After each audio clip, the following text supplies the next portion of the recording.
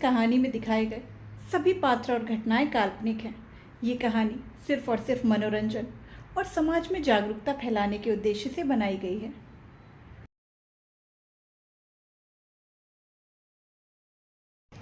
शादी एक इश्क की शुरुआत का आज हम देख रहे हैं एपिसोड नंबर 13। इससे पहले के सारे एपिसोड्स मैंने प्लेलिस्ट में मेंशन कर दिए हैं, तो जिसने अभी तक नहीं सुने हैं पहले उनको सुन ले। तो चलिए शुरू करते हैं आज का ये नया एपिसोड। रूहानी के बार बार एक ही बात को रिपीट और रोते हुए कहने से तनसज रूहानी को बस देखता रहता है। तनसज रूहानी को रोता हुआ तो नहीं देख सकता था, लेकिन आज वो चुपचाप उसे देख रहा था। तंश, तुम कुछ बोल क्यों नहीं रहे हो? बोलो ना कि तुम नहीं जाओगे। तनसज के बिल्कुल चुप रहने पर रूहानी फिर एक बार अपने आंसू बहाते हुए कहती है। तनसज एकदम से बोल पड़ता है, लेकिन क्यों रो? क्यों मैं ना जाऊं? तनसज की बातों से फिर एक बार रूहानी के आंसू झरझर बहने लगे। वो तनसज के हाथों को टाइटली पकड़ते हुए कहती है, प्लीज़ तंश, प्लीज़ मत जाओ। तनसज रूहानी के चेहरे को पकड़कर आंसुओं को पोंछते हुए कहता है, श्श, बिल्कुल चुप, रोना बंद करो पहले। रूहानी तनसज के हाथों को पकड़कर, मत जाओ ना प्लीज़। तनसज फिर से रूहानी के बहते आंसुओं को पोंछता है। रूह, प्लीज़ रोना बंद करो, तुम्हें पता है ना तुम्हारे हर एक आंसू से मुझे कितनी तकलीफ़ होती है। रूहानी अपने हाथों से आंसुओं को पोंछ लेती है। तनसज प्यार से रूहानी के माथे को चूम लेता है तो रूहानी की आंखें बंद हो जाती हैं। तनसज रूहानी से अलग होकर उसे देखने लगता है। रूहानी अपनी आंखें खोलती है। तनसज रूहानी की आंखों में देखते हुए कहता है, मैं तुमसे न कभी दूर जाना चाहता था और न कभी जा सकूंगा। मैं तो बस तुम्हारी खुशी के लिए तुमसे दूर जा रहा हूँ। तुम चाहती हो ना कि मैं तुमसे हमेशा दूर रहूं, तुमसे बात ना करूं, तुम्हें अपनी शक्ल ना दिखाऊं। रूहानी जल्दी से ना में सिर हिलाते हुए कहती है, नहीं तंश, मैं ऐसा कुछ नहीं चाहती। तनसज बस रूहानी को देखने लगता है। रूहानी आगे कहती है, मैं तुम्हें कभी हर्ट नहीं करना चाहती थी, लेकिन मैं अपने सपनों को लेकर डर रही थी। कहीं मेरी पढ़ाई रोककर तुमसे शादी ना हो जाए, बस यही डर सताता रहता था। तुम्हें पता है ना तंश, मेरी इकलौता सपना यही है कि मैं अपनी पढ़ाई को पूरा करूं। तनसज एकदम से बोलता है, और तुम्हें लगा कि मैं तुम्हारे सपने में रुकावट बनूंगा। रूहानी अपना सिर झुका लेती है। रूह, यू नो, तुमने मुझे कभी समझा ही नहीं। इतने सालों की दोस्ती के बावजूद बस मुझे पराया समझा। अगर तुमने एक बार मुझे समझने की कोशिश की होती तो शायद आज हमारा रिश्ता ऐसा नहीं होता। कहते हुए तनसज की आंखों में दर्द दिखने लगा। रूहानी सिर उठाकर तनसज को देखती है, जिसकी आंखों में दर्द साफ दिख रहा था। रूहानी बहुत शर्मिंदा होते हुए कहती है, आई एम सॉरी तंश। कहते हुए रूहानी के आंसू की बूंद गालों पर लुढ़क जाती है। तनसज अब अपनी आंखें बंद कर लेता है। उससे रूहानी के आंसू बिल्कुल बर्दाश्त नहीं हो रहे थे। तनसज की आंखों को बंद देखकर रूहानी घबरा जाती है।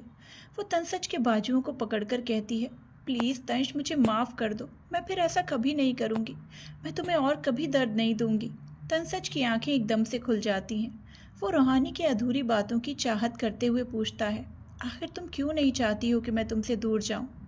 रूहानी एकदम से तनसज के गले लग जाती है और रोते हुए कहती है, क्योंकि मैं नहीं रह सकती तुम्हारे बिना।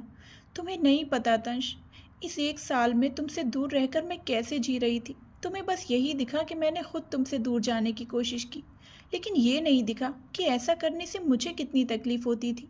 तुमने बस मेरी बेरुखी को ध्यान दिया। बेरुखी के पीछे छिपे दर्द को तुमने कभी देखने की कोशिश ही नहीं की। खुद से दूर करके तुम्हें जितना तकलीफ देती थी, उससे भी ज़्यादा तकलीफ मुझे होती थी। रूहानी के बोलने से तनसज का दिल तेज़ी से धड़कने लगता है। रूहानी अपने एहसासों को जाहिर तो करने की कोशिश कर रही थी, लेकिन ये एहसास अधूरे से थे। तनसज का दिल अब थोड़ा बेचैन सा हो जाता है कि आखिर रूहानी के दिल में उसके लिए क्या है। तनसज धीरे से रूहानी को अलग करता है और रूहानी के दिल में छुपे एहसासों को बाहर लाने की कोशिश करते हुए उसकी आंखों में देखते हुए पूछता है, ऐसा क्यों? रूहानी खुद को बिल्कुल रोक नहीं पाती और एकदम से बोल देती है, बिकॉज आई लव यू तंश। तंश के कान में जैसे ही रूहानी की बात आती है, दिल में एक अजीब सा सुकून मिलता है। तनसज एक टक रूहानी की आंखों में देख रहा था। रूहानी भी बस तनसज की आंखों में देख रही थी। दोनों ही नज़रों में पूरी तरह से खो जाते हैं। इंतज़ार की घड़ी अब ख़त्म सी हो जाती है। रूहानी के इंतज़ार से आज प्यार परवान पर चढ़ चुका था। रूहानी की आंखें अब भी थोड़ी नम थीं। प्यार तो बहुत पहले से ही रूहानी को था, लेकिन कभी उसने देखने की कोशिश ही नहीं की।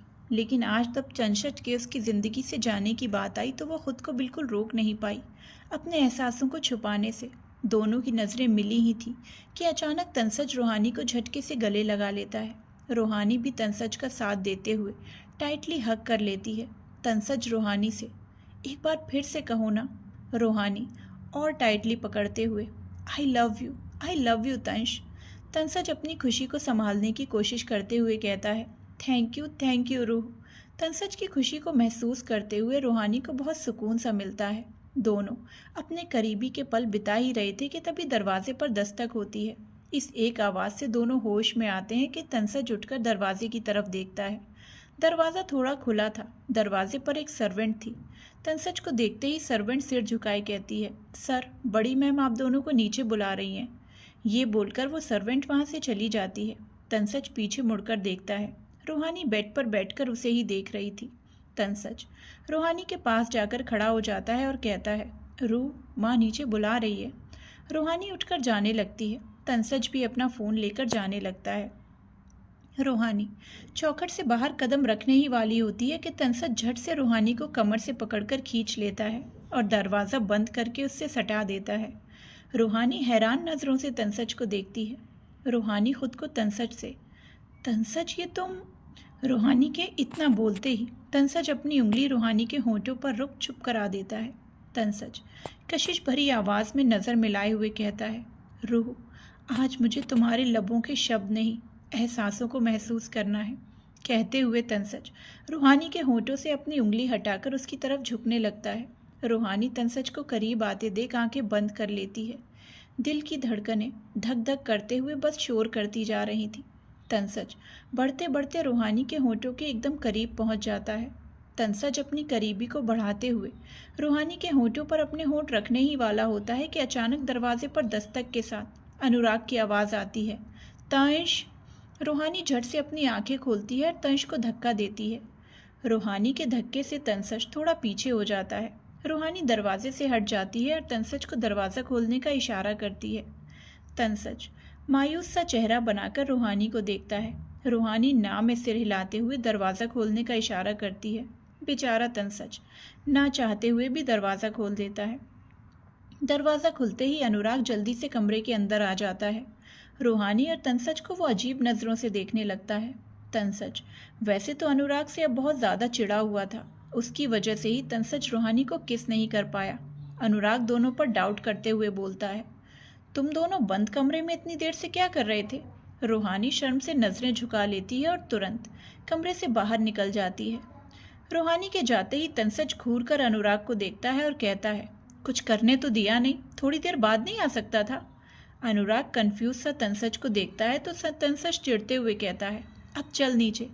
तंसज जल्दी से कमरे से निकल जाता है तो अनुराग भी अपना सिर खुजलाते हुए उसके पीछे चला जाता है। हॉल में पूरा सिंघानिया परिवार मौजूद था। तंसज आगे बढ़कर पहले अरुणी देवी के पैर छूता है। उसके बाद पृथ्वीराज, विशाखा, अमरजीत और मायावती के भी पैर छूता है और एक साइड जाकर खड़ा हो जाता है। उसकी नज़र रूहानी की तरफ चली जाती है। वहीं तंसज को देखते ही रूहानी अपनी पलकें झुका लेती है। अनुराग एकदम से कहता है, तंश, तूने तो सुबह ही कहा था कि तू अमेरिका की फ़्लाइट पर चढ़ने वाला है। अनुराग के सवाल पर तंसज सबको एक नज़र देखता है। सबकी नज़रें तंसज पर ठहरी हुई थी। तंसज जवाब देता है, हाँ मैं चढ़ने वाला ही था, लेकिन अचानक से अजीब सी बेचैनी होने लगी।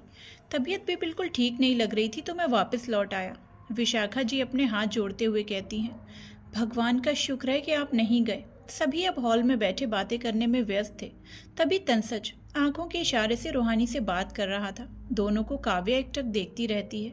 उसे समझ में आ चुका था कि तंसज और रूहानी के बीच सब कुछ ठीक हो चुका है। दोनों को देखकर काव्या बहुत खुश थी। अनुराग गार्डन की तरफ एकटक देख रहा था। उसने जब से सपना को देखा था तब से वो उसे भूल ही नहीं पा रहा था। बार बार सपना अनुराग की नज़रों के सामने आ रही थी, लेकिन ये बात उसे भी पता थी कि दोनों का रिश्ता कभी नहीं जुड़ सकता। आखिर में सपना एक बच्चे की माँ थी जिसे कभी भी सिंघानिया परिवार एक्सेप्ट नहीं करेगा। कुछ ही देर में सब लोग ठाकुर विला से निकलने लगते हैं। सब लोग निकल जाते हैं। राखी भी विदाई देने के लिए निकल जाती हैं, लेकिन रूहानी तंसज के इशारे के मुताबिक हॉल में रुक जाती है। तंसज मौका मिलते ही रूहानी को एक कमरे के अंदर ले जाता है। रूहानी एकदम से कहती है, तंश क्या कर रहे हो? तंसज फिर एक बार रूहानी को दीवार से सटा देता है और उसकी कमर पर हाथ रखकर कहता है, अधूरे काम को अधूरा नहीं छोड़ा जाता। कहते हुए तंसज रूहानी की तरफ झुकने लगता है। होंठ मिलने ही वाले होते हैं कि इस बार राखी बुलाती है। रूहानी जोर का धक्का देती है और कमरे से बाहर निकल जाती है। वहीं तंसज बुरी तरह से चिढ़ जाता है। अब सब लोग ठाकुर विला से सिंघानिया विला पहुंच चुके थे। सभी अंदर की तरफ जाते हैं। रूहानी कमरे की तरफ जाने वाली होती है कि अरुणी देवी उसे रोक देती हैं। रूहानी अपनी जगह पर रुककर अरुणी देवी को देखती है तो अरुणी देवी कहती हैं, कल आपको तंश के साथ मंदिर जाना है। ये राखी की इच्छा है तो आपको कोई आपत्ति तो नहीं है? रूहानी जल्दी से ना में सिर हिला देती है तो अरुणी देवी उसे जाने का इशारा करती हैं। इधर काव्या अपने में गुम खोई हुई सी कमरे के अंदर घुस जाती है और सीधे वॉशरूम चली जाती है। अचानक ही काव्या को वॉशरूम में किसी के होने का एहसास होता है। वो अपनी नज़रें ऊपर करके देखती है। एकदम से उसकी चीख निकल जाती है। आ! काव्या हड़बड़ाते हुए अपने दोनों हाथों से खुद के चेहरे को कवर करते हुए कहती है, आप यहाँ क्या कर रहे हैं? आदित्य की अपर बॉडी पर कोई कपड़ा नहीं था, पर उसने पैंट पहनी हुई थी, लेकिन शावर ऑन होने की वजह से वो पूरी तरह से भीग चुकी थी। काव्या के चिल्लाने से आदित्य ने जो आंखें बंद करके रखी थी वो एकदम से खुल जाती हैं और वो काव्या को देखने लगता है। काव्या पलटकर जाने को होती है कि तभी उसे दरवाज़ा बंद होने की आवाज़ आती है। वो अपने हाथों को हटाकर सामने देखती है तो आदित्य ने वॉशरूम को लॉक कर लिया और काव्या की तरफ ही बढ़ने लगता है। काव्या हकलाते हुए कहती है, ये आप क्या कर रहे हैं? आदित्य बिना कुछ बोले काव्या को शावर के नीचे ले जाता है। काव्या भागने की कोशिश करती है। उससे पहले ही आदित्य काव्या का हाथ पकड़कर खींच लेता है, जिससे वो उसके खुले सीने से टकरा जाती है। आदित्य काव्या के चेहरे को दोनों हाथों से पकड़कर उसके सिर के साथ अपना सिर जोड़कर आंखें बंद कर लेता है। काव्या भी अपनी आंखें बंद कर लेती है। आदित्य की सांसें काव्या के चेहरे पर पड़ रही थीं, जिससे काव्या का हाथ उसकी साड़ी में कसता जा रहा था। आदित्य का हाथ अब काव्या के चेहरे से हटकर काव्या के एक हाथ पर चला जाता है। वो काव्या के हाथ को पकड़कर घुमा देता है और काव्या को पीछे से बाहों में भर लेता है। आदित्य अपनी चिन काव्या के कंधे पर रख देता है और अपने दोनों हाथ काव्या की खुली कमर से होते हुए पेट पर। काव्या एकदम से सिहर उठती है। शरीर में ठंडी पानी पड़ने के बावजूद काव्या को गर्माहट का एहसास दिला रहे थे। आदित्य काव्या के कानों के पास जाकर बहुत धीमे से कहता है, तुम इतनी परेशान क्यों हो? आदित्य की गर्म सांसें जैसे ही काव्या के बदन पर पड़ती हैं वो कसकर आंखें बंद कर लेती है और अपने हाथों को आदित्य के हाथों के ऊपर रखकर कहती है, ये सवाल तो हमें भी आपसे करना है। आदित्य, सवालों को दोहराना तुम्हारी आदत है क्या? काव्या एकदम से कहती है, जैसा आप समझें। आदित्य काव्या के पेट पर अपने हाथ कसते हुए कहता है, सवाल पहले मेरा था तो जवाब भी पहले मुझे मिलना चाहिए। काव्या थोड़ी देर चुप रहती है, फिर एकदम से कहती है, रुखसार प्रेग्नेंट है, उन्हें परिवार की सख्त ज़रूरत है। जैसे ही आदित्य ये सुनता है इसकी पकड़ काव्या से ढीली हो जाती है। वो काव्या से अलग होकर सख्त आवाज़ में कहता है, तुम्हें ये सब के बारे में सोचने की कोई ज़रूरत नहीं है। काव्या एकदम से आदित्य के पास जाकर कहती है, आप समझते क्यों नहीं, उन्हें परिवार की ज़रूरत है। आदित्य एकदम ज़ोर से कहता है, मैंने कहा ना कि तुम्हें ये सब सोचने की ज़रूरत नहीं है, समझ नहीं आता तुम्हें काव्या। पर काव्या वो इतना ही बोलती है कि आदित्य झटके से दरवाजे को बंद करके बाहर चला जाता है। काव्या बस उसे देखती रह जाती है। बाहर आदित्य अपने कपड़े बदलकर अपना फ़ोन लेकर बैल्कनी में जाता है और माया को कॉल करता है। माया की कॉल रिसीव करते ही आदित्य उसे डांटते हुए कहता है, मैंने तुम्हें मना किया था ना काव्या को कुछ मत बताना। Then what is this? उधर से माया थोड़ा घबराते हुए कहती है, बट सर मैम की तबीयत। वो इतना ही बोलती है कि उसे आदित्य की गुस्से से भरी आवाज़ सुनाई देती है, जितना कहा है उतना करो, डोंट क्रॉस योर लिमिट्स। इतना बोलते ही वो कॉल कट कर देता है। आखिर आप उन्हें यहाँ क्यों नहीं लाना चाहते? काव्या की आवाज़ से आदित्य पीछे मुड़कर देखता है। आदित्य काव्या के सवालों को पूरी तरह से इग्नोर करके सोफे पर बैठ जाता है। काव्या भी सोफे पर जाकर बैठ जाती है और आदित्य को देखते हुए कहती है, हमने तो आपको आपके सवाल का जवाब दे दिया, लेकिन आपने अभी तक बताया नहीं कि आप परेशान क्यों हैं। आदित्य कोई जवाब नहीं देता तो काव्या उसका हाथ पकड़कर कहती है, बोलिए। आदित्य झटके से अपनी जगह से उठकर रूडली बोलता है, मेरी ज़िंदगी में हर बार दखल देने की ज़रूरत नहीं है तुम्हें। इतना बोलते ही आदित्य कमरे से बाहर निकल जाता है। आदित्य की बातों से काव्या बहुत ज़्यादा हर्ट हो जाती है, लेकिन वो फिर भी शांत सा बैठकर उसे जाता हुआ देखती रहती है। आदित्य देर रात में अपने कमरे का दरवाज़ा खोल अंदर आता है। अंदर आते ही आदित्य की नज़र सबसे पहले काव्या पर पड़ती है, जो नींद के आगोश में थी। उसे सोता देखकर आदित्य वॉशरूम में जाकर चेंज करता है और काव्या के पास आकर लेट जाता है। आदित्य काव्या को एक नज़र देखता है, फिर काव्या को अपने ऊपर कर लेता है। काव्या कसमसाते हुए फिर से सो जाती है। आदित्य काव्या के बालों पर हाथ फेरते हुए धीरे से कहता है, मेरे नाम के साथ साथ अब मुझ पर होने वाले हर खतरे भी तुम्हारे नाम हो चुके हैं, लेकिन आई प्रॉमिस, मैं तुम्हें उस खतरे के साए से भी दूर रखूंगा। मैं तुम्हें कभी कुछ नहीं होने दूंगा, चाहे इसके लिए हमारे रिश्ते को ही तोड़ना क्यों ना पड़े। काव्या फिर से कसमसाते हुए आदित्य के और ऊपर चली जाती है। जहाँ पहले उसका चेहरा सीने पर था, अब उसका चेहरा आदित्य की गर्दन पर पहुंच चुका था। आदित्य को अब काव्या के साथ इतनी बेरुखी से बात करना याद आ जाता है, तो वो काव्या को कसकर पकड़ते हुए कहता है, I am sorry wifey. Aditya Kavya पर होने वाले खतरे को महसूस करने की वजह से परेशान था। काव्या को कमरे में ना पाकर अपने आप को शांत करने के मकसद से वो शार के नीचे खड़ा हो गया था कि तभी काव्या भी वॉशरूम में आ गई थी। काव्या को देखते ही जैसे आदित्य को अपनी परेशानी को भूलने की वजह मिल गई हो। काव्या को करीब करके आदित्य सुकून तराशने की कोशिश करने लगा था और ये कामयाब भी हो गया था। आदित्य अपनी सारी परेशानी काव्या की करीबी से भूल चुका था कि तभी काव्या ने एक नई परेशानी को जन्म दे दिया। काव्या की इस बात से आदित्य को दोनों परेशानियों का सामना करना पड़ रहा था। कहीं वो परेशानी में काव्या को हर्ट ना कर दे, इसी की वजह से वो वॉशरूम से तुरंत बाहर चला गया था। पर इसके बावजूद भी उसने काव्या को हर्ट कर ही दिया। सुबह की सूरज की पहली किरणों की दस्तक से काव्या की नींद खुल जाती है। नींद खुलते ही उसे एहसास होता है कि उसका सुकून उसे बड़े ही प्यार से अपने ऊपर करके रखा हुआ है। काव्या अपना सिर ऊपर करके आदित्य के हैंडसम चेहरे को देखने लगती है, जो बहुत ही शांति से सो रहा था। काव्या अपने दोनों हाथों को बेड पर रखकर आदित्य के माथे को चूम लेती है। इतना करते ही काव्या उठने को होती है कि आदित्य झटके से काव्या को नीचे कर खुद ऊपर आ जाता है। काव्या की आंखें हैरानी से बड़ी हो जाती हैं। आदित्य काव्या की आंखों में देखते हुए कहता है, लगता है तुम मुझसे बिल्कुल नाराज नहीं हो। काव्या बड़ी बड़ी आंखों में सवाल लिए कहती है, नाराज? मैं आपसे नाराज क्यों होंगी? आदित्य काव्या के ऊपर से हटकर बैठते हुए कहता है, कल की बेरुखी के लिए। काव्या भी अपनी जगह से उठकर बैठ जाती है और कहती है, इसमें नाराज होने वाली कौन सी बात हो गई? आपको मुझे नहीं बताना था तो आप डांट कर चले गए। फिर एकदम से मुंह बनाते हुए कहती है, नहीं बोलना था तो सीधे सीधे बोल देते, डांटने की क्या ज़रूरत थी? मैंने कौन सा आपसे ज़बरदस्ती की थी? प्यार से भी तो बोल सकते थे ना। काव्या की हर एक हरकत आदित्य को मुस्कुराने से बिल्कुल रोक नहीं पाती, लेकिन वो कभी भी काव्या के सामने नहीं मुस्कुराता था, बस अपना शांत एक्सप्रेशन लिए रहता था। आदित्य अगली बार से ध्यान रखूंगा। आदित्य की बात सुनकर काव्या बिल्कुल बच्चों जैसे खुश हो गई, जैसे बच्चे को कह दिया गया हो कि उसे अगली बार से होमवर्क नहीं दिया जाएगा। आदित्य काव्या के माथे को चूम लेता है और वॉशरूम चला जाता है। काव्या बैल्कनी की तरफ सुबह के खूबसूरत नज़ारों को देखने के मकसद से चली जाती है। कुछ देर बाद काव्या भी बिल्कुल रेडी हो जाती है।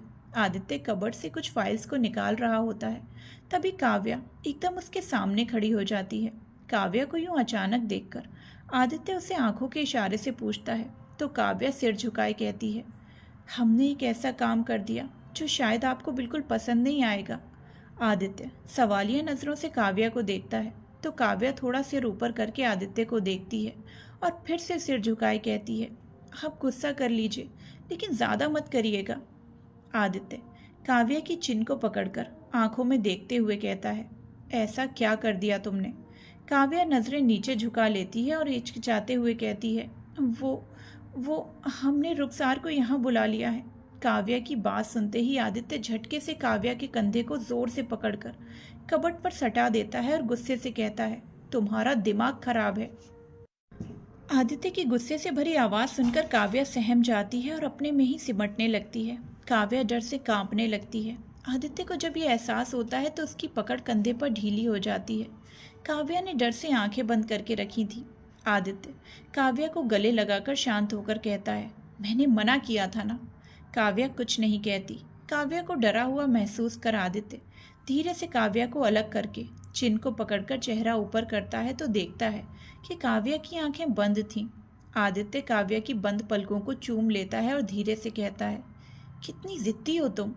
काव्या धीरे से अपनी आंखें खोलती है और आदित्य को देखती है जो शांत लग रहा था। काव्या, मैं जाऊं या आपको और गुस्सा करना है?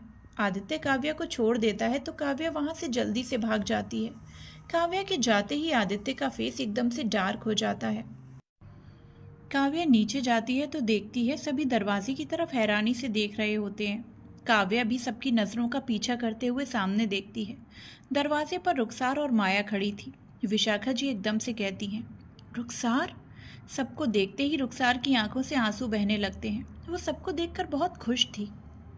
काव्या आगे बढ़कर रुखसार को अपने साथ अंदर लेकर आती है।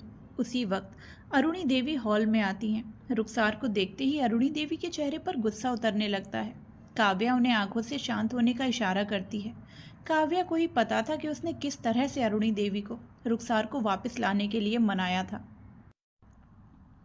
रुखसार अरुणी देवी को देखते ही उनकी तरफ बढ़ जाती है और पैर छूने के लिए झुकती है। रुखसार के ऐसा करते ही अरुणी देवी अपने कदम पीछे कर लेती हैं। ये देखकर रुखसार सिर ऊपर करके उन्हें देखती है तो अरुणी देवी मुंह फेर कर खड़ी हो जाती हैं। रुखसार फर्श को छूकर अरुणी देवी के पैरों को महसूस कर आशीर्वाद ले लेती है। रुखसार अब पृथ्वीराज की ओर बढ़कर उनके पैर छूती है तो पृथ्वीराज रुखसार के सिर पर हाथ रख देते हैं। ये देखकर रुखसार की आंखें नम सी हो जाती हैं। रुखसार पृथ्वीराज के बाद विशाखा के पास जाकर झुकने को होती है कि विशाखा जल्दी से उसे पकड़कर गले से लगा लेती हैं। रुखसार के रुके आंसू एकदम से बहने लगते हैं। विशाखा से अलग होकर रुखसार अमरजीत की तरफ जाकर झुककर पैर छूती है। अमरजीत भी रुखसार के सिर पर हाथ रख देते हैं। मायावती भी रुखसार को गले लगा लेती हैं। हॉल में इस वक्त रूहानी, आदित्य और सौरभ मौजूद नहीं थे। रूमानी को तो समझ ही नहीं आता कि आखिर वो रुखसार को देखकर कैसे रिएक्ट करे।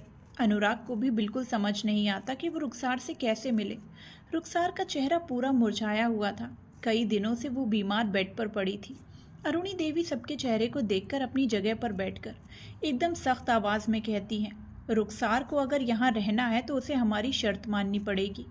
रुखसार अरुणी देवी को देखती है। उसके साथ ही सबकी नज़र अरुणी देवी पर टिक जाती है। विशाखा पूछती हैं, कैसी शर्त? अरुणी देवी रुखसार को देखती हैं। वहीं रुखसार असमंजस में बस अरुणी देवी को ही देख रही थी। अरुणी देवी की नज़रें रुखसार से होते हुए उसके पेट पर चली जाती हैं। पेट पर जैसे ही वो देखती हैं उनकी मुट्ठी गुस्से से कस जाती है। वो एकदम सर्द आवाज़ में कहती हैं, रुखसार को अपने बच्चे का एबॉर्शन करना होगा। ये सुनते ही रुखसार के पैरों तले ज़मीन खिसक जाती है। उसने तो सपने में भी नहीं सोचा था कि उसे अपने परिवार के साथ रहने की इतनी बड़ी सज़ा मिल सकती है। विशाखा चौंक कर कहती हैं, रुखसार प्रेग्नेंट है। काव्या एकदम से कहती है, दादी ये आप। उसके आगे काव्या कुछ बोलती, अरुणी देवी तेज़ आवाज़ में कहती हैं, काव्या अब आप बिल्कुल भी बीच में नहीं बोलेंगी। काव्या बिल्कुल चुप हो जाती है। अरुणी देवी रुखसार को देखते हुए कहती हैं, बोलिए रुखसार, क्या आप हमारी शर्त के लिए तैयार हैं? रुखसार तो जैसे अपने होश ही खो बैठी थी। वो सिर उठाकर देख ही नहीं रही थी। वो कभी भी अपने होने वाले बच्चे को मार नहीं सकती थी। काव्या को रुखसार की हालत देखकर बहुत बुरा लगता है। उसने तो कभी नहीं सोचा था कि अरुणी देवी ऐसी कोई शर्त रखेंगी। विशाखा रुखसार के पास बैठकर उसका हाथ पकड़कर अरुणी देवी की तरफ देखकर कहती हैं, लेकिन माँ, इन सब में इस मासूम जान की क्या गलती? अरुणी देवी गुस्से से कहती हैं, ये कोई मासूम जान नहीं, उस हैवान का अंश है और हम अपने घर में उस हैवान के अंश को बिल्कुल बर्दाश्त नहीं करेंगे। तो बताइए रुखसार, आपको उस हैवान का अंश चाहिए या फिर अपना परिवार चाहिए? रुखसार बिल्कुल चुप रहती है। उसके सोचने की क्षमता अब बिल्कुल नहीं रह गई। रुखसार थोड़ी देर बाद अपनी जगह से उठकर बिना कुछ बोले बाहर जाने लगती है। सबको समझते देर नहीं लगती कि रुखसार ने मासूम की जान चुनी है। रुखसार को जाता देख सब अपनी जगह से उठ जाते हैं, सिवाय अरुणी देवी के। रुखसार जा ही रही थी कि अरुणी देवी की आवाज़ से उसके कदम रुक जाते हैं।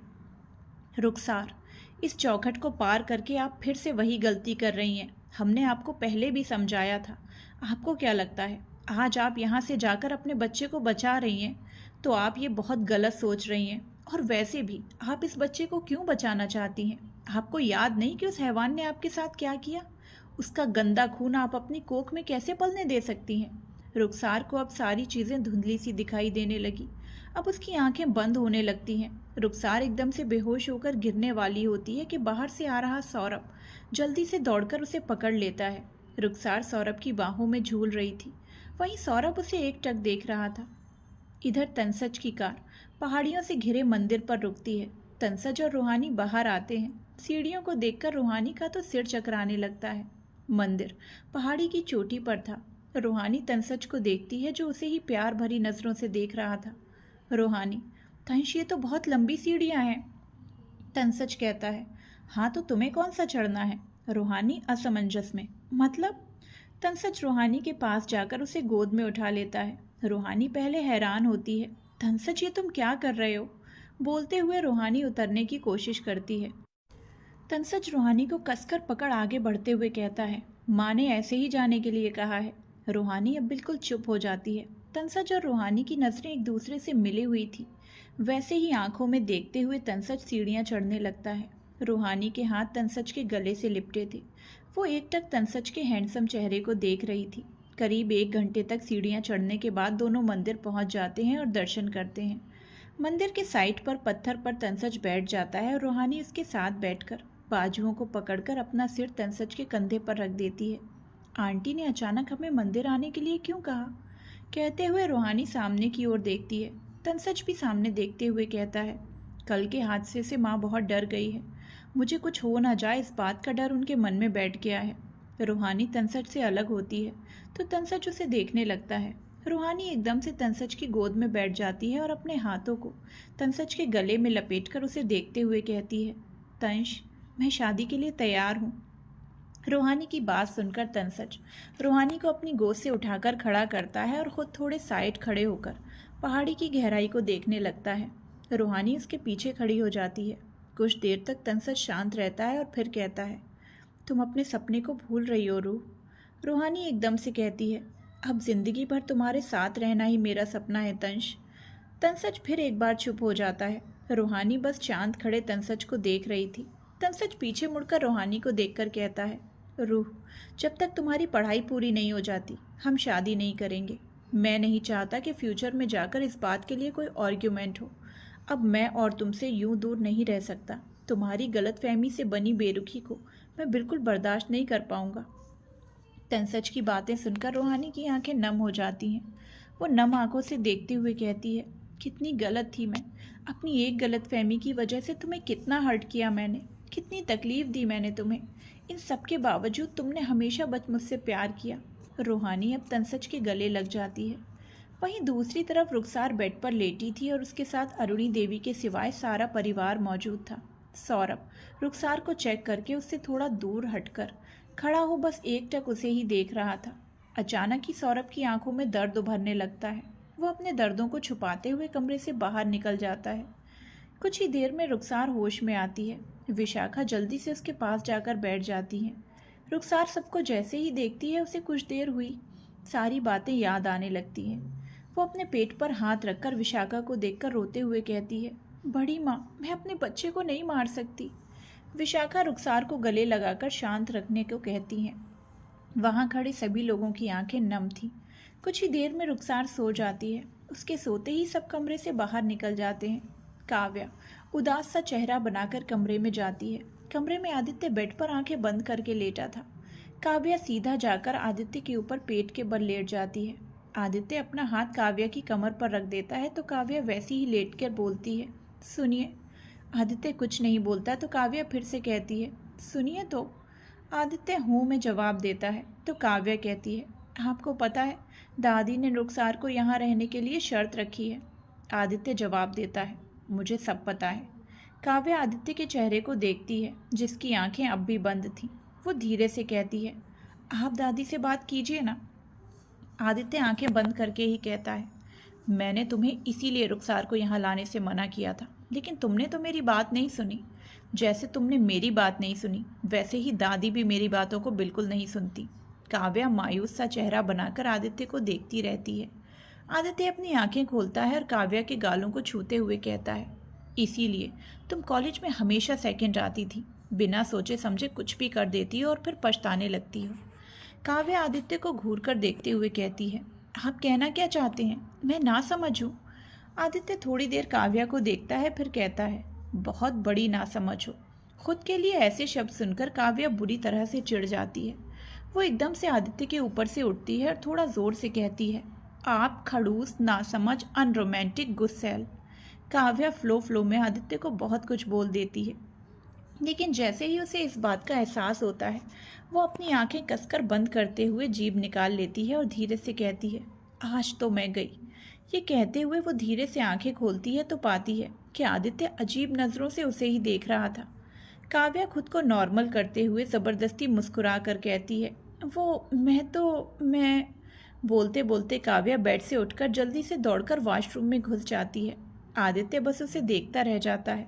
इधर काव्या वॉशरूम में घुसकर दरवाजे को लॉक कर देती है और सिर पर टपली मारते हुए कहती है, मगरमच्छ के मुंह पर हाथ रखने की क्या ज़रूरत थी, अब पता नहीं क्या करेंगे। काव्या वॉशरूम में टहलते हुए कहती है, बाहर गई तो बुरी फंस जाऊंगी, लगता है आज वॉशरूम में ही सोना पड़ेगा। रात के अंधेरों में टेरेस पर चांद की रोशनी बिखरी पड़ी थी। सौरभ रेलिंग को पकड़कर शांत खड़ा सामने की ओर ही देख रहा था। तभी आदित्य भी उसकी साइड आकर रेलिंग पकड़कर खड़ा हो जाता है। कुछ देर तक दोनों के बीच बिल्कुल खामोशी होती है। सौरभ आगे देखते हुए दर्द भरी आवाज़ में कहता है, आखिर क्यों आदि, क्यों वो वापस लौट कर आई है? मैं अपनी ज़िंदगी में आगे बढ़ रहा था ना, तो फिर क्यों वो इस तरह मेरे सामने आ गई, मेरे ज़ख्मों को हरा करने क्यों आ गई? आदित्य चुपचाप खड़ा सौरभ की बात सुन रहा था। सौरभ आदित्य की तरफ मुड़कर देखता है और कहता है, चली गई थी ना मुझे छोड़कर, फिर आज वो क्यों आई है वापस? हमेशा के लिए चली क्यों नहीं गई मेरी ज़िंदगी से? फिर से क्यों मेरी ज़िंदगी में वापस लौट कर आई है? आदित्य सौरभ की तरफ मुड़कर देखता है। सौरभ को देखते ही आदित्य कहता है, तूने नशा किया है? सौरभ उल्टे कदमों से थोड़ा पीछे होकर कहता है, हाँ, मैंने नशा किया है, जिसके जाने के गम में पहले किया करता था। आज वो मेरे सामने आ गई तो मुझे नशा करना पड़ा। आदित्य आगे बढ़कर सौरभ के गाल पे जोर का थप्पड़ मार देता है, जिससे सौरभ लड़खड़ाकर गिर जाता है। आदित्य गुस्से से बोलता है, मैंने तुझे मना किया था ना कि तू कभी नशे को हाथ भी नहीं लगाएगा, तो फिर? सौरभ फर्श से उठकर लड़खड़ाते हुए अपने दिल पर इशारा करते हुए कहता है, आदि, मुझे यहाँ बहुत दर्द हो रहा है यार, मैं इस दर्द को बर्दाश्त नहीं कर पा रहा। मेरे पास नशा करने के अलावा कोई रास्ता नहीं था। आदित्य सौरभ के पास जाकर दोनों कंधों को पकड़कर झंझोड़कर कहता है, तूने प्रॉमिस किया था, तू इन गमों को भूलकर आगे बढ़ेगा, कभी नशा भी नहीं करेगा। सौरभ दर्द से मुस्कुराते हुए कहता है, हाँ, तो मुझे क्या पता था, जिसे मैं भूलने की कोशिश करूँगा वो इस तरह मेरे सामने आ जाएगी। सौरभ फिर कुछ सोचते हुए बोलता है, वैसे वो यहाँ आई क्यों है यार? उसे तो अपनी मोहब्बत के पास होना चाहिए, और तुम लोगों ने तो उससे रिश्ता तोड़ दिया था ना। तूने तो खुद कहा था कि वो कभी इस घर में कदम नहीं रखेगी, तो फिर वो यहाँ क्या कर रही है? चली क्यों नहीं जाती उस मोहब्बत के पास जिसके साथ ज़िंदगी भर जीने के लिए चली गई थी? सौरभ की आंखें अब दर्द और नशे से पूरी लाल हो चुकी थीं। आदित्य सौरभ के दर्दों को बिल्कुल बर्दाश्त नहीं कर पाता। वो झट से उसे गले लगा लेता है। सौरभ के दर्द अब आंसू बनकर बहने लगते हैं। वो आदित्य को कसकर पकड़ लेता है। सौरभ के इसी दर्द की वजह से आदित्य ने रुखसार को यहाँ से दूर रखा था, लेकिन वो ये भी नहीं कर पाया। रुखसार से सौरभ बहुत पहले से प्यार करता था, लेकिन उसने कभी भी अपने प्यार का इजहार नहीं किया था। सौरभ के एहसास के बारे में आदित्य और रॉकी को ही पता था। जब अचानक ही रुखसार ने किसी और के साथ अपनी ज़िंदगी को शुरू करने का फैसला किया, तब सौरभ पूरी तरह से टूट गया। सौरभ का दिल टुकड़ों में बिखर चुका था। वो अपने दर्दों को भुलाने के लिए नशा करने लगा। उसकी नशे की आदत से तबीयत दिन ब दिन बिगड़ती चली गई। आदित्य ने किसी तरह से उसे नशा छुड़ा दिया था। बीतते वक्त के साथ सौरभ नॉर्मल होने लगा था, लेकिन आज फिर से रुखसार के आने से सौरभ का फिर से दर्द वापस आ गया, जिसे वो भूलना चाहता था। वो उसके सामने आकर खड़ी हो गई। फिलहाल तो उसे बिल्कुल पता नहीं था कि रुखसार के साथ कितना गलत हुआ, और यहाँ तक ये भी नहीं पता कि रुखसार प्रेग्नेंट है। आदित्य सौरभ का कुछ रिएक्ट करता ना पाकर थोड़ा अलग करके देखता है। सौरभ नशे की वजह से सो चुका था। आदित्य सौरभ को सहारा देते हुए कमरे में ले जाता है और अच्छी तरह से लिटाकर लाइट्स ऑफ कर देता है और ख़ुद टेरेस पर चला जाता है। टेरेस पर आदित्य अकेला खड़ा होकर सामने की ओर ही देख रहा था। अचानक ही उसके सामने धुंधली सी यादें आने लगती हैं। करीब 8 साल का बच्चा बाहर गार्डन में बैठा हुआ था। उसके साथ ही उसी उम्र का बच्चा उससे थोड़ा दूर बैठा बस उसको ही देख रहा था। वो उससे थोड़ा पास आकर बोला, आदि जब मैं बड़ा हो जाऊंगा ना, तब मैं एक डॉक्टर बनूंगा और तुम्हारी इस बीमारी को मैं ठीक करूंगा। आदित्य शांत एक्सप्रेशन लिए सौरभ को देखता है तो सौरभ फिर से कहता है, मैं सच कह रहा हूं, मैं तेरे लिए डॉक्टर बनकर दिखाऊंगा। बीते दिनों को याद करते हुए आदित्य सामने देखते हुए धीरे से कहता है, तूने जो कहा था वो तो तुमने कर दिया, लेकिन मैं नहीं कर पाया यार। मैंने कोशिश बहुत की थी रुखसार को तुझसे दूर रखने की, लेकिन नहीं कर पाया। मैंने तुझे उसी दर्द में धकेल दिया जहाँ से मैं खुद तुझे बाहर लेकर आया था। इधर गार्डन के बेंच पर माया अकेली बैठी सोच में डूबी हुई थी कि तभी उसे अपने पास किसी के होने का एहसास होता है तो वो साइड में देखती है। रॉकी साइड में खड़ा उसे ही देख रहा था। माया एकदम से उठ जाती है और सिर झुकाए हुए कहती है, जी सर, आपको मुझसे कुछ काम था। रॉकी शांत एक्सप्रेशन में कहता है, क्या मैं यहाँ बैठ सकता हूँ? माया बस हाँ में सिर हिला देती है। रॉकी माया को भी बैठने को कहता है तो माया कुछ दूरी बनाते हुए बैठ जाती है। रॉकी सामने देखते हुए कहता है, सोई नहीं अब तक? माया थोड़ी देर चुप रहती है, फिर कहती है, सर मुझे देर से सोने की आदत है। माया का यूँ बार बार सर बोलने से रॉकी माया को देखने लगता है। माया बिना किसी भाव के सामने ही देखे जा रही थी। कुछ देर तक तो दोनों के बीच ऐसे ही खामोशी रहती है। रॉकी बेंच से उठता है और माया को देखते हुए बोलता है, गुड नाइट माया। माया वैसे ही सामने देखकर जवाब देती है, गुड नाइट सर। रॉकी वहाँ से चला जाता है तो माया की आंखों से एकदम से आंसू बहने लगते हैं। वो दर्द से खुद से कहती है, रात में जगने की वजह खुद देते हो और पूछते भी खुद ही हो। लगता है तुम मुझे भूलकर बहुत आगे बढ़ गए हो रॉक, लेकिन मैं तुम्हें कभी नहीं भूल पाई और ना ही कभी भूल पाऊंगी। माया अपने आंसुओं को पोंछते हुए बेंच से उठकर वहाँ से चली जाती है। इधर आदित्य सौरभ के दर्दों को सोचते हुए बहुत ज़्यादा बेचैन हो जाता है। अपनी बेचैनी को ख़त्म करने की कोशिश करते हुए वो अपने कमरे में आता है, लेकिन कमरे में उसे सुकून देने वाली गायब थी। आदित्य इधर से उधर नज़रें घुमाकर देखता है, लेकिन कोई नहीं होता। आदित्य कुछ सोचते हुए वॉशरूम की तरफ बढ़ जाता है। वॉशरूम के दरवाजे को थोड़ा पुश करता है तो दरवाज़ा अंदर से लॉक था। आदित्य ड्रॉर से चाबी लेकर दरवाजे को खोलता है। वो अंदर जाकर देखता है तो काव्या ज़मीन पर दीवार से टिककर सो रही थी। आदित्य आगे बढ़कर काव्या को गोद में उठाता है और अपने साथ बेड पर लेटाकर खुद भी लेट जाता है। काव्या कसमसाते हुए आदित्य के ऊपर चढ़ जाती है। आदित्य की बेचैनी पल भर में गायब हो जाती है और वो मुस्कुराते हुए काव्या की नाक पकड़कर कहता है, बिल्कुल बच्ची हो अभी भी। इधर दूसरी तरफ प्रीत बहुत बुरी हालत में घर पर पहुंचती है। रात काफ़ी ज़्यादा होने के कारण सब लोग सो चुके थे। प्रीत अपने दोस्तों के घर जाने वाली थी। उसी वक्त आदित्य के बॉडीगार्ड ने उसे पकड़ लिया था, जिससे घर में सबको लगता है कि प्रीत अपने दोस्त के घर पर है। एक हफ्ते तक भूखे रहने की वजह से प्रीत पूरी कमज़ोर हो चुकी थी। उसे भूख तो लगी थी, लेकिन वो सीधा कमरे में जाकर शार लेती है। प्रीत के हाथ और पैरों पर रस्सी से बांधने के निशान साफ दिख रहे थे और गालों पर थप्पड़ के निशान भी मौजूद थे। प्रीत खुद को शीशे में देखते हुए कहती है, कितनी लकी हो तुम काव्या, तुम्हारा पति तुमसे कितना प्यार करता है। जैसी चोटें मैंने तुम्हें दी वैसी, मगर उससे भी ज़्यादा गहरी चोटें उसने मुझे दे दी। लेकिन उसने जो भी किया मैं इसी के काबिल हूँ। मैंने बिना कुछ पता लगाए तुम्हें चोट पहुँचा दी। हो सके तो मुझे माफ़ कर देना काव्या। प्रीत वॉशरूम से निकलकर बेड पर लेट जाती है और आंखें बंद करके कहती है, मैं अब आपको छीनने की कोशिश बिल्कुल नहीं करूँगी अर्जुन। आप मेरा प्यार हो, मैं उसे अपनी ज़िद नहीं बनाऊँगी। अगर आप मेरी किस्मत में हो तो मुझे मिल ही जाओगे, लेकिन अगर नहीं हुए तो मैं आपसे एक तरफा मोहब्बत करते हुए ही ज़िंदगी भर जी लूँगी। इधर ध्रुव अपने फ़ोन पर किसी से बात कर रहा था। फ़ोन के दूसरे साइड से आवाज़ आती है, एक लड़की को अभी तक पकड़ नहीं पाए।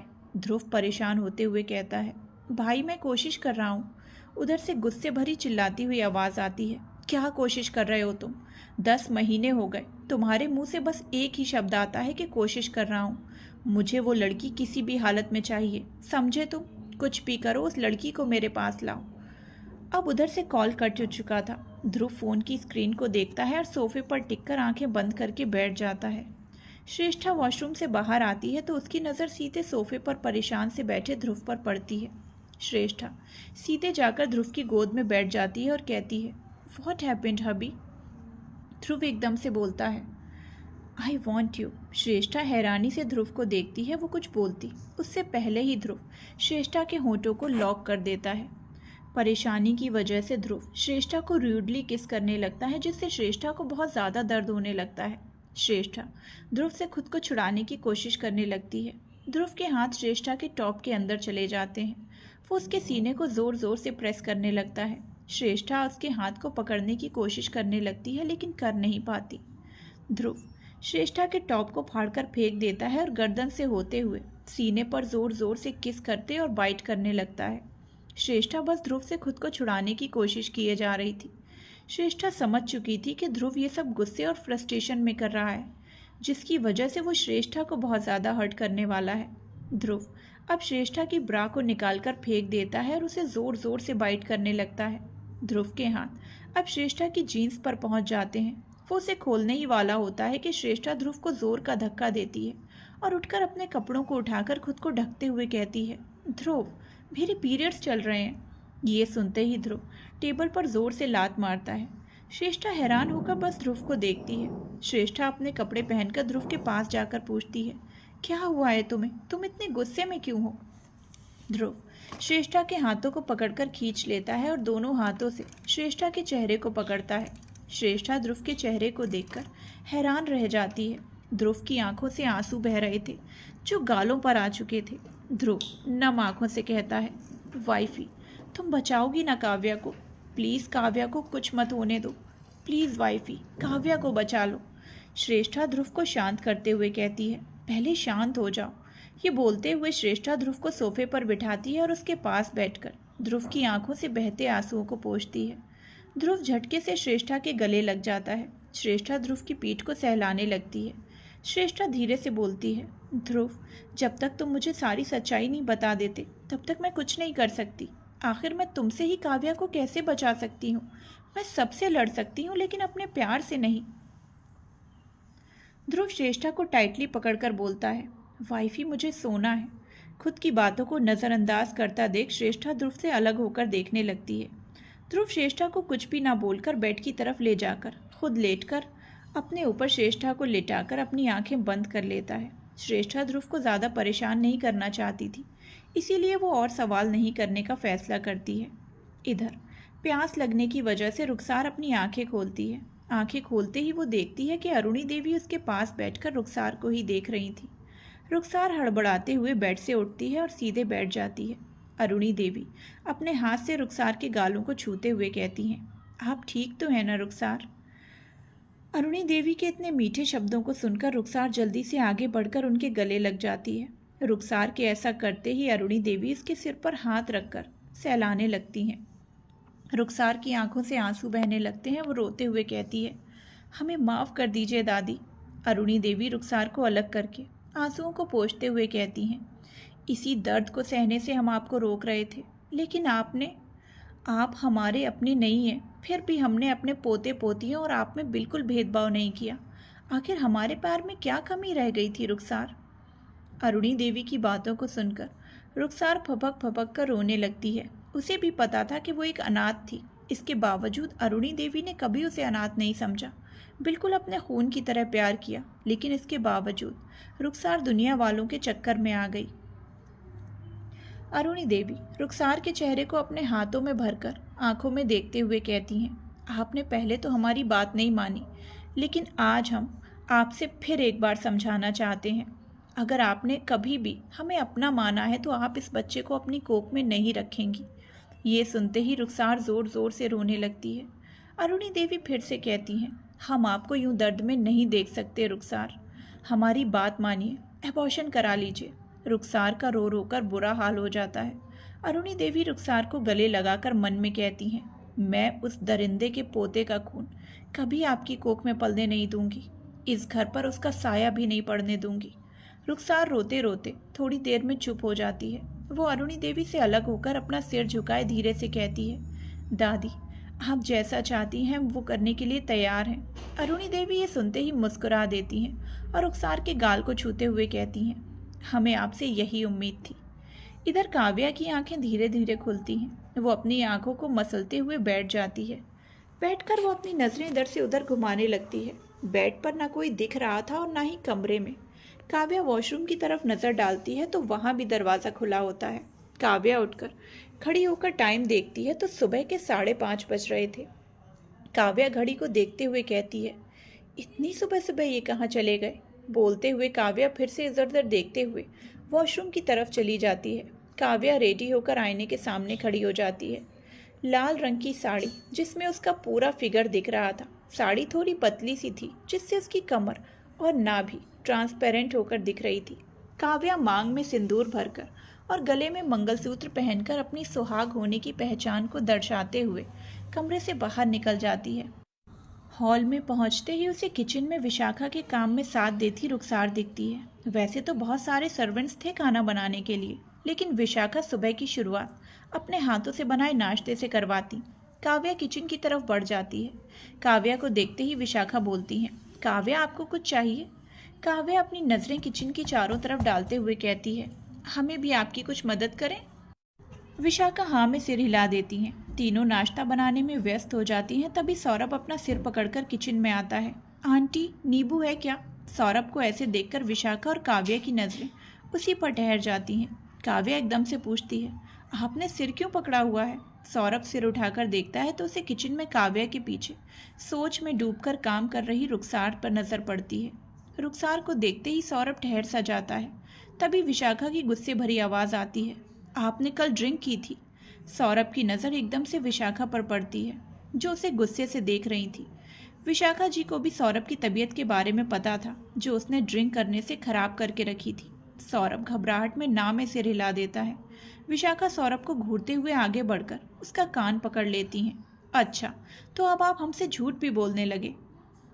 सौरभ अपने कान को छुड़ाने की कोशिश करते हुए चीख पड़ता है, आह आंटी, दर्द हो रहा है।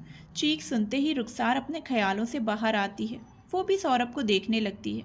विशाखा जी झट से उसका कान छोड़ वार्निंग देती हैं, आज के बाद अगर आपने नशे को हाथ लगाया तो फिर ये आपके कान सलामत नहीं रहेंगे। सौरभ अपने कान को सहलाते हुए हाँ में सिर हिला देता है। काव्या नींबू पानी देते हुए, ये लीजिए। सौरभ काव्या के हाथों से नींबू पानी लेकर एक सांस में पी जाता है और ग्लास को देते हुए कहता है, थैंक यू भाभी।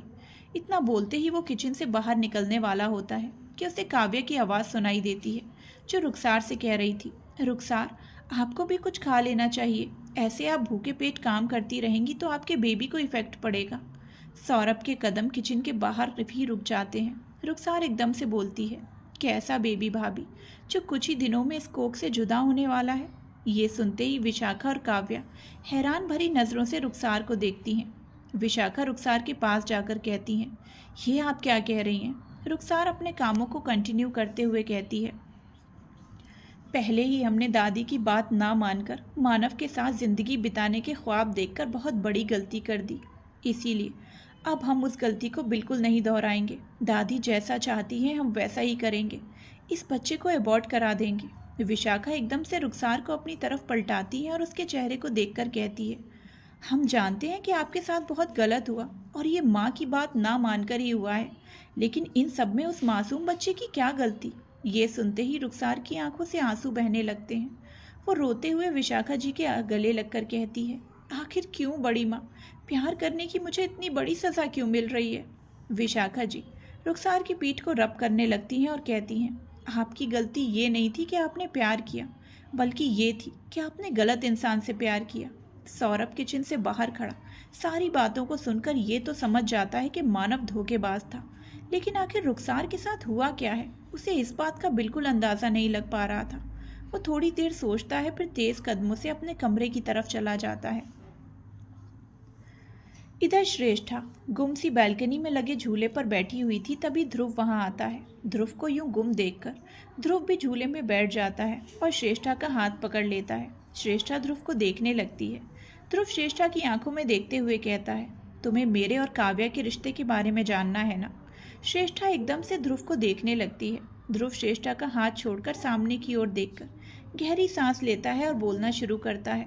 काव्या से मेरी मुलाकात 2 साल पहले एक अनाथ आश्रम में हुई थी। मैं उस वक्त अनाथ आश्रम के सामने एक लैंड को खरीदने गया था। मैं लैंड को देख ही रहा था कि मेरी नज़र एकदम से काव्या पर पड़ गई। काव्या अनाथ आश्रम के बच्चों को कुछ सिखा रही थी। सिखाने के वक्त उसके चेहरे पर एकदम सीरियसनेस थी।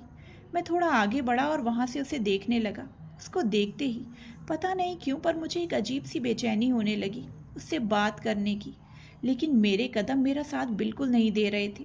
मैं वहीं रुककर काव्या को देखने लगा। बहुत देर बाद काव्या वहाँ से चली गई। उसके जाते ही मैं भी चला गया। दूसरे दिन फिर मैं वहीं पहुँचा। उस वक्त काव्या बच्चों के साथ खेल रही थी। उसकी हंसी से पूरा अनाथ आश्रम जैसे खिल सा गया हो। मैं तो उसकी हंसी में ही खो गया। ये बोलते हुए अचानक ही ध्रुव के चेहरे पर मुस्कान तैर गई।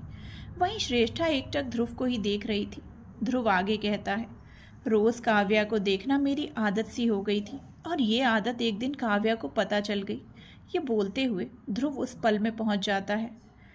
काव्या तेज कदमों से ध्रुव के पास आती है और कहती है, हेलो मिस्टर, मैं कई दिनों से आपको नोटिस कर रही हूँ। आप मुझे रोज देखते रहते हैं। क्या मैं जान सकती हूँ आप मुझे ऐसे क्यों देखते हैं? ध्रुव मुस्कुराते हुए कहता है, अगर हम आपसे कहें कि हमें आपसे मोहब्बत है तो? ध्रुव के ऐसा बोलने से काव्या गुस्से से उसे घूरते हुए बोलती है, अपनी ये बकवास अपने पास रखिए। ध्रुव के चेहरे पर मुस्कुराहट बढ़ जाती है। वो वैसे ही मुस्कुराते हुए कहता है, हमें तो बस आपसे दोस्ती करनी है। काव्या कुछ देर तक ध्रुव को देखती है, फिर एकदम से बोलती है, लेकिन हमें आपसे कोई दोस्ती नहीं करनी। इतना बोलते ही काव्या पलटकर वहाँ से चली जाती है। उसे जाते हुए ध्रुव बस एकटक देखे जा रहा था। उसके बाद से ध्रुव फिर से काव्या को रोज देखने आया करता। काव्या ये देखकर बहुत ज़्यादा चिढ़ जाती, लेकिन बच्चों के साथ वक्त बिताते ही उसका मूड बिल्कुल ठीक हो जाता। एक दिन ऐसे ही ध्रुव काव्या को देखने आता है तो देखता है कि काव्या कुछ लोगों से बहस कर रही थी। ध्रुव उसके पास पहुंचता है। काव्या बहस करते हुए उन लोगों से कहती है, ये सरकारी प्रॉपर्टी है, इस पर आप लोग ऐसे कब्जा कैसे कर सकते हैं? आप लोग ऐसे करेंगे तो मैं ये सब कहाँ जाएंगे? इनमें से एक आदमी जो गुंडे के समान लग रहा था वो उंगली दिखाते हुए कहता है, ए लड़की, हमारे रास्ते में मत आ वरना जान से जाएगी। जैसे ही ध्रुव ये सुनता है उसकी आंखें गुस्से से लाल हो जाती हैं। उनमें से एक गुंडे की नज़र ध्रुव पर पड़ती है तो वो डर से कांपने लगता है। उसे अच्छे से पता था कि ध्रुव सूर्यवंशी कौन है और क्या करता है। काव्या गुस्से से गुंडे को देख रही थी। एकदम से वो उसकी उंगली पकड़कर मोड़ देती है। उस गुंडे की दर्द से चीख निकल जाती है। ध्रुव जो गुस्से में था वो हैरान रह जाता है। काव्या उसकी उंगली को छोड़कर गुस्से से कहती है, लड़की हूँ इसका मतलब ये नहीं कि तुम कुछ भी करोगे। कब से रिस्पेक्ट से बात कर रही हूँ तो समझ ही नहीं आ रहा? तुम जानते नहीं हो मैं कौन हूँ? 1 मिनट में तुम्हें सलाखों के पीछे भेज सकती हूँ। वो गुंडा दर्द को संभाले गुस्से से काव्या की तरफ बढ़ ही रहा था कि ध्रुव आगे आकर गुस्से से एक लात मार देता है। ध्रुव को अब सब लोग देखते हैं। उसे देखते ही सबकी डर से हालत खराब हो जाती है। जमीन पर पड़ा गुंडे की तो जान हलक में आकर ठहर जाती है। सभी वहां से डर के भाग जाते हैं। उनके जाते ही ध्रुव पीछे मुड़ता है तो देखता है काव्या उसे ही अजीब नजरों से देख रही थी। कुछ देर तक उसे देखने के बाद काव्या ध्रुव को उंगली दिखाते हुए कहती है, अगर ये सब आपने करवाया है ना तो मैं छोड़ूंगी नहीं आपको। ध्रुव एकदम से मुस्कुराते हुए बोलता है, मैं चाहता भी नहीं हूँ कि तुम मुझे छोड़ो, मैं तो चाहता हूँ कि तुम मुझे हमेशा पकड़े रहो। ध्रुव की बात से काव्या बुरी तरह से चिढ़ जाती है। वो ध्रुव को घूरते हुए वहाँ से चली जाती है। वहीं ध्रुव मुस्कुराते हुए उसे ही देख रहा था। कुछ दिन ऐसे ही बीत जाते हैं। एक दिन आश्रम में एक बच्चे की हालत बहुत ख़राब हो जाती है। उसे एक सांप काट लेता है। काव्या उस बच्चे को उठाने की कोशिश करती है लेकिन उठा नहीं पाती क्योंकि उसका वज़न बहुत ज़्यादा था। आश्रम में सारा स्टाफ छुट्टी पर था, बस एक बुजुर्ग महिला थी। बच्चे की हालत देखकर काव्या रो पड़ती है। तभी ध्रुव आकर काव्या के कंधे पर हाथ रखता है तो काव्या उसे देखती है। उसे देखते ही हड़बड़ाते हुए रोते हुए कहती है, प्लीज़ हमारी हेल्प कीजिए, इनकी हालत बहुत ख़राब हो रही है। ध्रुव कॉल करके कुछ इंस्ट्रक्शंस देता है। कुछ ही मिनट में वहाँ डॉक्टर आते हैं और उस बच्चे को आश्रम के अंदर ले जाकर ट्रीटमेंट करते हैं। काव्या रोते हुए अचानक ध्रुव के गले लग जाती है।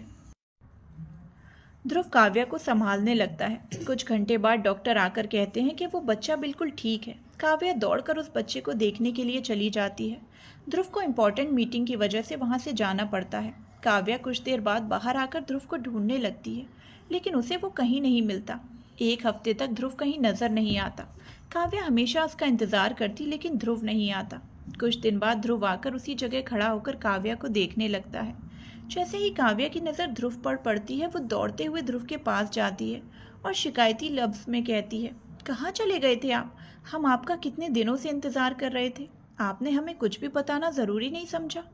काव्या की शिकायतों को सुन ध्रुव मुस्कुराते हुए बोलता है, अच्छा तो आप हमारा इंतज़ार भी करने लगी। काव्या घूरकर ध्रुव को देखती है तो ध्रुव हंसते हुए कहता है, अच्छा सॉरी, मैं बस मजाक कर रहा था, कुछ काम पड़ गया था तो मैं उसमें बिजी था। काव्या आप कुछ नहीं बोलती। कुछ देर शांत रहने के बाद काव्या बोलती है, थैंक यू, अगर आप उस दिन नहीं होते तो पता नहीं क्या हो जाता। काव्या इतना बोलते ही ध्रुव को देखने लगती है। वैसे तो ध्रुव को उस बच्चे से कोई मतलब नहीं था, उसने तो बस ये सब काव्या के लिए किया था।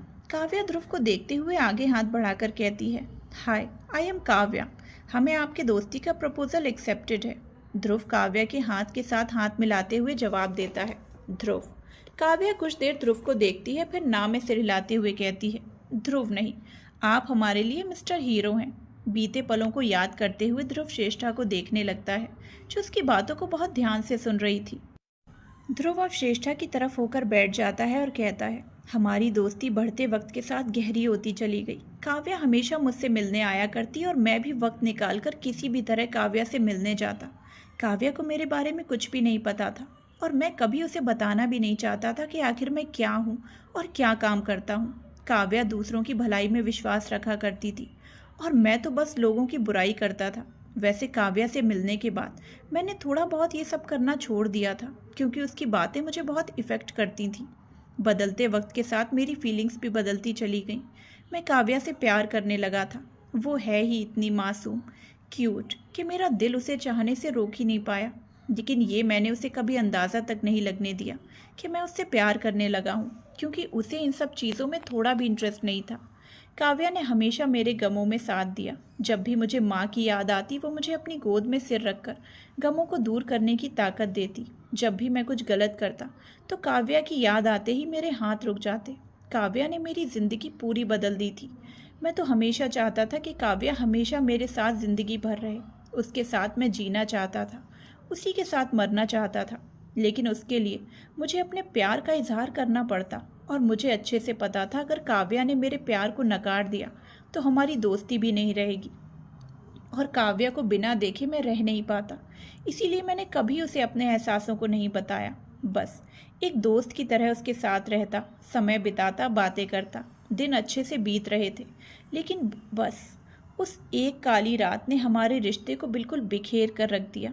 ये बोलते हुए ध्रुव एकदम से चुप हो जाता है। वहीं श्रेष्ठा क्यूरियस होकर उसे ही देख रही थी। To be continued.